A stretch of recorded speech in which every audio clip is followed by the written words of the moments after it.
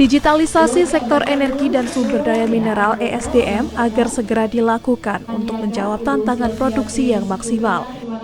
Namun berjalan secara efisien seiring dengan perkembangan teknologi yang semakin maju untuk tahun depan. Tantangan teknologi yang setiap tahunnya semakin menunjukkan kemajuan mendorong sektor ESDM untuk mengikuti perkembangan teknologi. Sektor ESDM diharapkan segera melakukan digitalisasi untuk menjawab tantangan teknologi di masa yang akan datang. Digitalisasi Pertamina Hulu Energi atau PHE yang harus diperketat yakni sistem keamanan data serta penerapan teknologi yang tepat guna. Hal ini bertujuan agar keamanan data tidak bocor. PHE berupaya menstandarisasi dan menyatukan data di satu tempat, sehingga analisa dapat dilakukan dengan mudah. Alhamdulillah acara hari ini berjalan lancar. Saya sangat senang sekali dengan acara hari ini. Acara hari ini bisa membuat pemahaman kita lebih baik terhadap tantangan-tantangan penerapan digitalisasi baik di BUMN, di industri migas maupun di industri Indonesia secara nasional. Penerapan digitalisasi pada saat ini mempunyai banyak tantangan. Banyak manfaat yang bisa didapatkan dari digitalisasi, cuman banyak juga aspek-aspek tantangan yang harus kita antisipasi seperti bocornya data, kemudian juga kegagalan sistem digitalisasi yang dapat mempengaruhi aspek-aspek operasional. Dengan akan diterapkannya juga Undang-Undang Perlindungan Data Pribadi, seminar-seminar seperti hari ini, diskusi seperti hari ini itu dengan akan diterapkannya juga Undang-Undang Perlindungan Data Pribadi, seminar-seminar seperti hari ini akan menjadi sangat penting untuk kita juga bisa mengantisipasi penerapan undang-undang tersebut.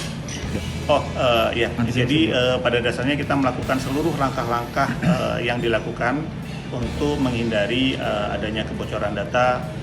Sudah ada standar-standar atau best practice yang kita bisa lakukan untuk perlindungan data, dan itu kita lakukan.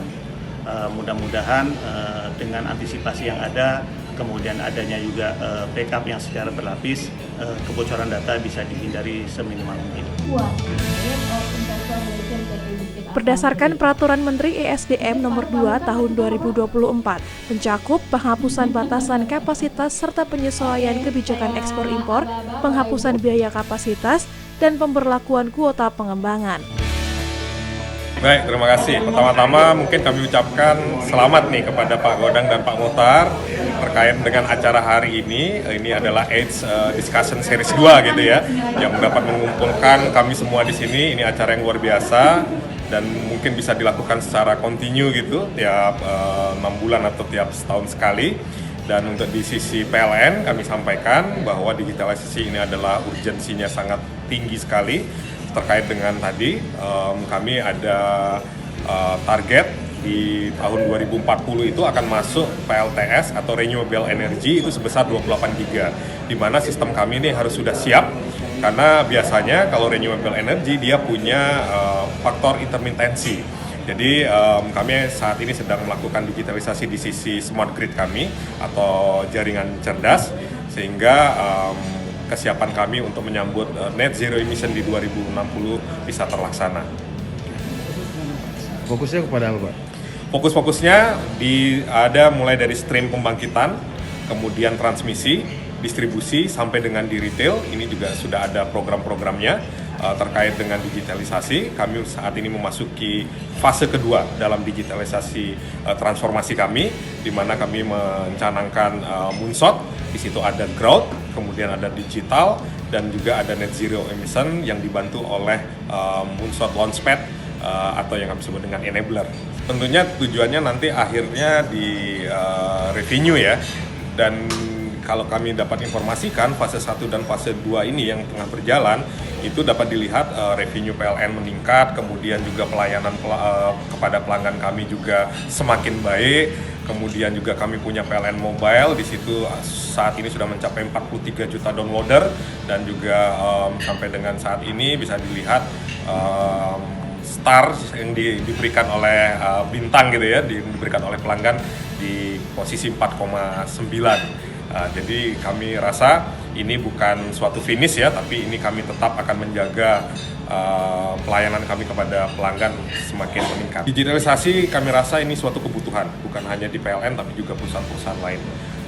Banyak aspek di situ, mulai dari bisa kita sampaikan kemudahan-kemudahan buat pelanggan, kemudian visibilitas buat manajemen, tapi juga di sisi lain juga kita memperhatikan terkait dengan security. Struktur juga dilakukan oleh Kementerian SDM yang bertujuan untuk menjaga stabilitas sistem ketenagalistrikan dan otomotif. Dengan permen tersebut dianggap memberi dukungan terhadap pengembangan pembangkit listrik tenaga surya PLTS di tanah air. Energi Institute for Transition atau EITS pun mendukung digitalisasi pada sektor energi dan sumber daya mineral ESDM. Untuk mengetahui lokasi. Terima kasih. AIDS ke depan nanti ini akan menggelar banyak-banyak diskusi, terutama yang menyangkut dengan sektor energi. Hari ini kami sudah sukses menyelenggarakan sebuah diskusi dengan tematik urgensi digitalisasi terhadap sektor energi. Sektor energi ini perlu sekali untuk yang namanya membenahi digitalisasi. Jangan sampai digitalisasi itu yang tadinya membantu tapi tidak dimanfaatkan dengan optimal. Harus ada sekuritas ataupun pengamanan terhadap aspek-aspek digitalisasi yang ada di sumber energi ini. Tujuan akhir dari S ini adalah memberikan masukan kepada stakeholder, kepada pemerintah, di mana pemerintah itu ke depannya nanti bisa memikirkan suatu kebijakan ataupun keputusan-keputusan yang penting yang bisa membantu sektor energi ini berkembang. Dan ke depan nanti S akan berharap bisa dibukakan pintu ke kami untuk berdiskusi dengan government, membicarakan banyak-banyak aspek yang menyangkut tentang energi dan sumber daya mineral. Benefit yang akan didapatkan oleh partner kita adalah pertama tentu saja publikasi, yang kedua adalah mencerahkan ataupun mengkomunikasikan energi lebih masif, agresif, dan juga produktif melalui berbagai platform, baik platform digital maupun platform-platform cetak.